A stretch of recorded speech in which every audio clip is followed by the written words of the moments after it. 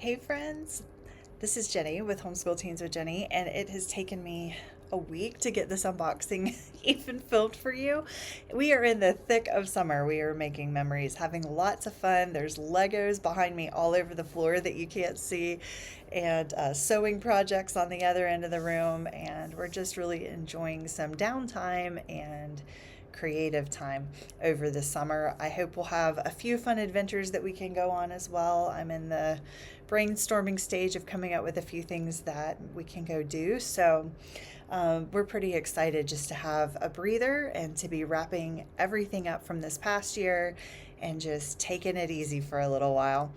I do have an unboxing for you guys today, and today I am going to talk to you guys about the changes I made to my daughter's ninth grade ELA. So we're going to talk about that as well. So let's get started. Hey everybody, so I'm breaking in this video because I lost footage of my first unboxing. So I'm so sorry about that, but I'm going to make up for it here by showing you the first box of things that I got, and this is all for fun.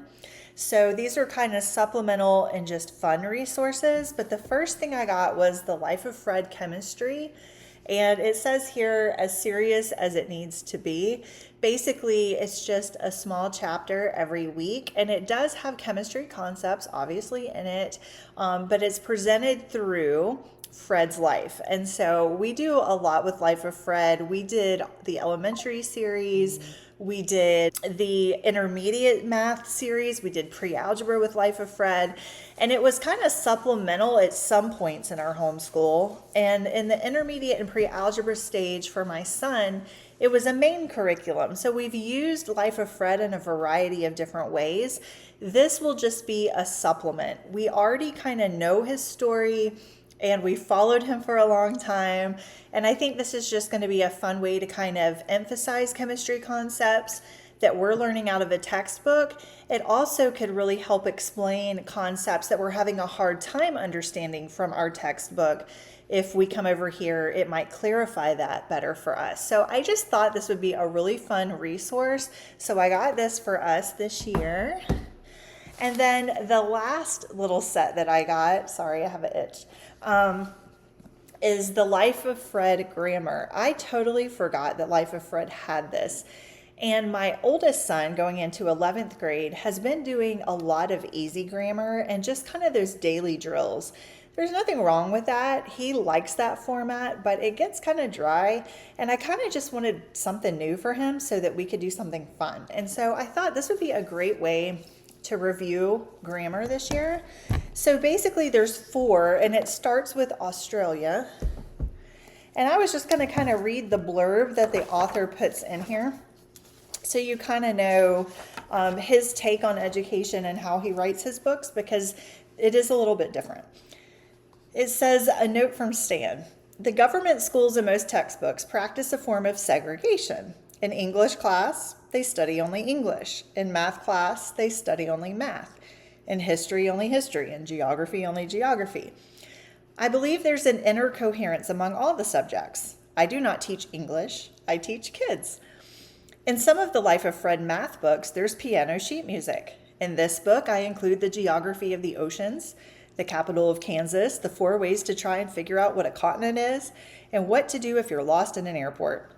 I believe in play and having fun. Most textbooks are boring and dry. Who picks up a textbook to read in their leisure time? I have tried to write the bestest books that I can. Stan.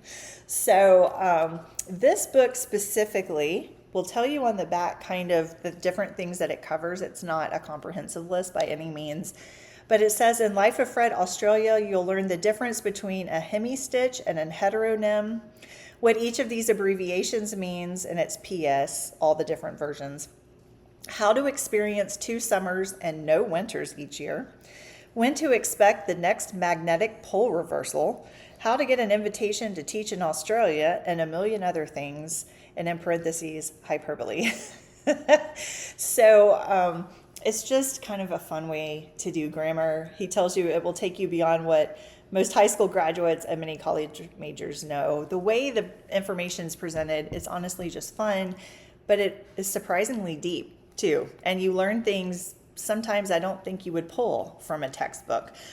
So I'm excited to do this. I think we're just going to do it in the mornings for fun, just read one chapter a day and just take it as it comes. So I'm excited about that. Now, let's get back to the second box in my original video. This was my second box. And this is going to reveal the changes for ELA. So I'm going to show you what's in the box, and then I'm going to explain. Okay, the first thing we have is the Phonetic Zoo lesson cards and the teacher notes. So as you can see, this is an IEW box. There's also a portable wall for the structure and style students. These are really cool. If you have a visual kid who likes to have visual things in front of them, it's charts and graphs about all the things that they're learning in their writing curriculum. And the last big component is structure and style 1B. We are doing the streaming option, so you can kind of see here. And it comes with the notebook for the students, sorry for the glare, that the students need, and all of their worksheets are in here. And then it has the teacher manual. It kind of walks through what you're getting and reminds you to set up your streaming subscription. And then it has a card with a code also in here that you can go ahead and download the files so that you have access to all the streaming lessons.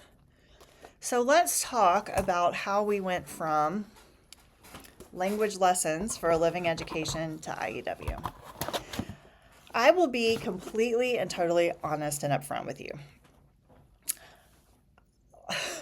When we settled on IEW, and I'll tell you how we got there, but I am not typically an IEW fan. I myself am kind of a natural writer. I've just always picked it up easily. I haven't needed any rigidity. Actually, the rigidity of IEW would have kind of made me clam up and be super anxious. And so me personally, I didn't really care for it. I know there's a lot of success with this curriculum, but just for me and how I like to approach writing, it really wasn't jiving. We had tried before level A. I've even tried level B several years ago, but I tried it with my son. And my son is a lot like me. He kind of just naturally is a good writer, and like strict formulas to writing or strict formats kind of just make him clam up, and then he doesn't produce anything. So it was a huge no for us when I was working with him. With my daughter, I never even touched it because of just the experience that I'd had previously with my son, and we had already tried it twice, and I'm like, why would we try it again? So how did I end up with IEW? We were working, me and my daughter were working on language lessons for Living Education 7. I bought the PDF file when it came out. It came out in early spring of this year, and I have a video on it. And I loved the format. She loved the format. She's my ADHD kid, though, and along with ADHD, she has low working memory. And how I figured out she needed to be tested for it in the first place was when she was like in second or third grade. We were working on a lap book for the continents and the oceans. It was just pretty basic. That's all it was covering. And we went through this lap book for 6 weeks. It was like a 6-week thing. And then at the end, you made your lap book and you kind of reviewed everything you learned. And when we got to the review everything you learned, it was like we had never done it. There was just no retention there. And I thought, something is wrong. Like, something is wrong here. I know it's not her fault. We were doing creative, hands-on things, and she's a very creative, artsy kid. And so that led us to get testing, which led us to the diagnosis. And I've had to kind of adjust ever since then how we do school with her, just because she's a different type of student. And my son's a very like textbook kid, and he likes worksheets and things like that. But she's my artsy kid, and she likes the projects and the researching and the fun things that my son really doesn't want to have anything to do with. So she's just a completely different student than he is. So as we've gone through this journey, we have taken all sorts of turns and journeys down different roads with curriculum to find out what works. And I really love language lessons for the fact that, number one, the way it incorporates like the poetry studies and the picture studies and the hymn studies and all those things and the scripture memory, all that is super attractive to us as a family because we love that. We've always done those things. And for it to be incorporated into English was just an extra bonus for us, to be honest. The thing about language lessons that if you've seen my previous video or you've looked at the curriculum, you know that on Mondays you do the same thing every Monday. On Tuesdays you do the same thing every Tuesday. They break it down by Mondays you do this, Tuesdays you do this, Wednesdays Tuesdays you do grammar, Wednesdays you do writing, and that's just how they lay out their curriculum. The problem with using that with a kid with not only ADHD but low working memory is they have a very hard time remembering what they studied the entire week before. For them, that is a long time. So if you're starting a writing project on that Wednesday and then you leave it for a week and you come back the next Wednesday to try to pick up where you left off, that becomes extremely frustrating for them. And so we were running into that. That was the first kind of red flag where I was like, okay, I love this curriculum, but what can I do? Can I tweak it? Is there something I can do to adjust to make it better? So what we did was we pulled out all the writing lessons that we could do. Basically, we worked on different types of paragraphs at this point because we only had a limited time until the end of the semester. And we kind of did like a writing intensive. So I took out different types of paragraphs for us to work on until the end of school. And we ditched the whole Monday we do this, Tuesday we do this. We just pulled out the writing lessons and set everything else aside. And so when I did that, it started off okay. And then it just kind of unraveled with every lesson that we did. And I was getting frustrated. My daughter was getting frustrated, and I was just thinking, why is this not working? It wasn't really producing good writing. We would go over it, we would talk about it, and she would take off with it. She is a fabulous creative writer. She has a knack for storytelling and character development. Amazing. But when it comes to academic writing and needing to write in a certain sequence, those type of things kind of jar her. And so things were just not going well.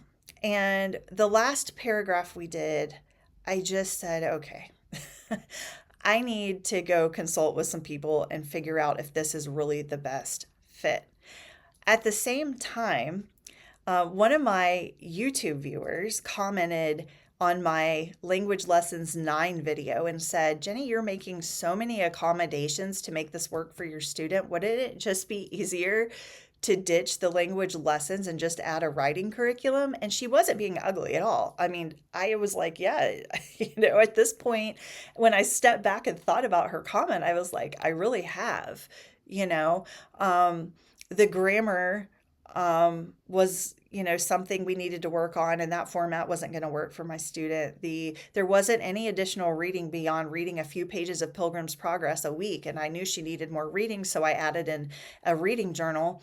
And then vocabulary was only vocabulary associated with the Pilgrim's Progress, and we're trying to get ready for SAT and ACT and those type of things, and so I had to supplement a vocab, and literally anything that was left was writing curriculum. And I thought, maybe she has a point. So I sat down with my husband first, and I kind of showed him a sample of our daughter's work. And I said, do you have any input on why this may not be working for her? And he has a really good friend of his that he works with that's on his team at work that has ADHD as well. And when he read our daughter's paragraph, he looked at me with this smirk and he said, this is just like I'm reading my coworker's writing. And And I said, okay, can you speak into that a little more? And he was explaining to me, they're in IT development and programming and all sorts of stuff. And they have to take notes on all their projects because as a team, they're all working on the same project sometimes. And they rely on each other's notes to know where they are and what they've done and things like that. And he said, this is just like it. And he was talking about how the team gets frustrated sometimes because what his friend puts into writing makes sense in his head, but it's not going through the steps enough for someone else reading the notes. And it becomes confusing and frustrating for the other team members. And I thought, oh, that's interesting. So we talked about that. We talked about how the writing assignments and language lessons were more open ended. So they will walk you through some steps like, let's pick out a topic. Let's write the topic sentence next. Let's write the supporting points next. Now go write a paragraph. And for some kids, that would work just fine. But it was so open ended that trying to pick a topic and then narrow it down and write for an audience that didn't know what the topic was about, you were really having to educate them on what it was. That was what was so hard. In my mind, it was like dropping a ball of yarn on the floor and watching it scatter. And that's how I kind of felt like she felt, where there was all this information, and how do I get this down into a paragraph and have it make sense and be able to communicate clearly and well. Okay, so after talking through all that, we really decided, okay, after all, this language lessons 9 doesn't seem like it's really going to meet her needs and be a good fit. It's just going to be frustrating in different areas. We're already having to supplement so much.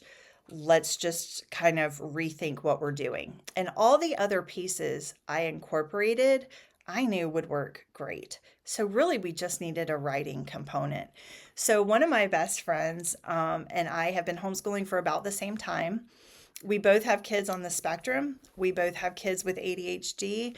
We both work with a lot of the same special needs in our homeschools. And I called her and I said, I need you to speak into this because my emotions are kind of blocking my thought process right now. And I'm just frustrated. And I need you to speak into this for me. So we talked through it, and she said, Jenny, have you really considered IEW? And when she said that, I was like, oh, don't talk to me about IEW. And she said, well, you've tried it a lot with your son, but you haven't really tried it with your daughter. And so I thought, you're right. She's a completely different student. And my bias that I've created from IEW experience in the past is kind of blocking thinking through it for my daughter. So I took a step back. And we talked about how it was kind of formulaic, like it was kind of like an algebra equation where this step you do this and this step you do that. And then at the end, you come up with a really great piece of writing. And so it's just more formulaic. It has more of a rigid schedule. Sorry, my allergies, you can hear it in my voice. And it may help her have more of a format to follow. And the more she writes in that format for academic writing, the more she adopts that as just her normal way of writing. And so we're just looking for something that will help her with academic writing. She's an awesome creative writer already. And I see in the future, she'll probably love doing some of the things like the adventure novel series and other really great things. But I also want to make sure she's ready for college because that's something she desires to do. And I want to make sure she's successful there. And there is a ton of writing in college and it's academic writing. And so that's kind of the road we're going down is we're keeping everything the same except we're just getting rid of language lessons and we're adding in IEW. So I hope that makes sense. I can't guarantee you guys this is going to work. This is just me talking with my husband and my really good friend and bouncing things around and just trying to come up with a really good option for her where she can be successful. So you can follow us through the school year, and by the end of the school year, I can let you know This is where we started. This is where we ended. Did it work? So you'll probably be as surprised as I will. But let me just go over real quick. I just pulled these out so you don't have to go back and look at the other video. We're doing Michael Clay Thompson for grammar. We're doing the level 3. If you go to their website and you say, look, I've never used this before, and my student is kind of struggling in grammar, and we want a good foundation to start with, where do you start? And they would suggest level 3. So this is where we're starting. The second thing was the Wordly Wise, 9 for vocab. The literature, we're just following Not Consumed High School Reading Journal. And so it's fiction, nonfiction. You can kind of bounce around a little bit and choose what you want to do. You can go to their website and look, but this is kind of how they format their reading journals. And you have the digital file as well that they send you. So if you want more fiction journals, you can print those out. And then for writing, we'll be doing the IEW level B, and spelling we're also going to add in. Spelling is in language lessons for living education.